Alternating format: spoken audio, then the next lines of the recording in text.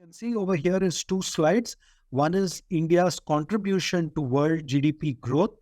You can see that on the left-hand side, going into the 2000s, we accounted for less than 3% of total global growth on an annual basis.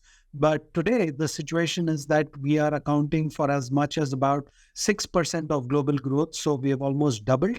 And it's estimated but that by 2028, we would account for just slightly under 8% of annual addition to global GDP.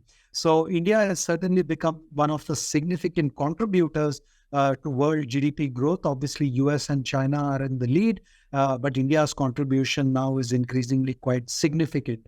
Um, Not only is our contribution to growth significant, on the right hand side, you can also see how India's demographics places us in a very, I would say, advantageous situation, which is that as large parts of the world witness people who are exiting the working age cohort, in India, we are actually adding large number of people into that age group of 30 to 60, which are the prime years during which individuals work and contribute and earn income, not just for themselves, not just to meet their aspirations, but in doing so, they also become, drivers of growth in the economy as a whole. So when you look at the right-hand side, you can see China, Europe, Japan, all of them are actually likely to experience a reduction in total workforce defined as the age 30 to 60 over the next 20 odd years. Whereas in India, we will be adding pretty much a workforce which is equal to that which is exiting. And that gives India the opportunity to not only create jobs, but also to be able to create much more productive jobs than what we are currently doing. So this is perhaps, the reason why more and more global investors are looking closely at the opportunity that exists in India. Moving on to the next slide.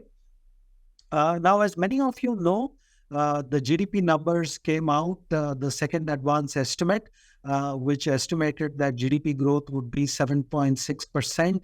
And in fact, there's the RBI governor has even been indicating that for March 24, it could be closer to 8% GDP growth, which would be a fantastic achievement. Now, on the right side, what you can see is India's capex cycle and India's consumption cycle.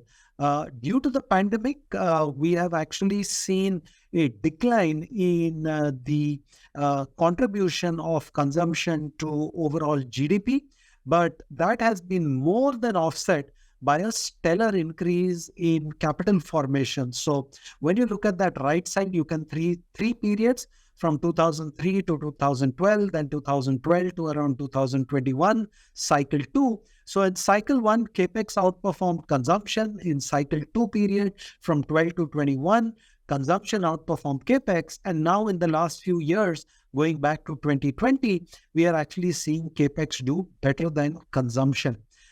So this was reflected in the GDP data that came out at 7.6% as well.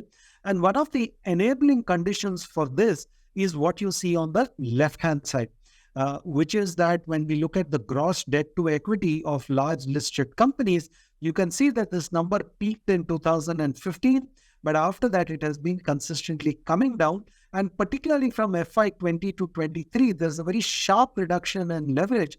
And the reason for this is the massive boom which has happened in corporate profitability. And you will see this on one of the other slides as we go down this deck today. But, this is something that is worth keeping in mind, that the last 4 years have been driven more by capex than by consumption. This is driven by a huge surge in profitability and a reduction in leverage of listed companies gives them the potential to continue to drive the capex. Of course, capex to GDP as shown here as sort of gross fixed capital formation, the dark line on the right, it is sort of moving back towards previous cycle highs, and we'll have to see how sustainable this proves to be. But this is sort of the backdrop that is there at this point of time within India and places us in an advantageous position. Mutual fund investments are subject to market risks. Read all scheme-related documents carefully.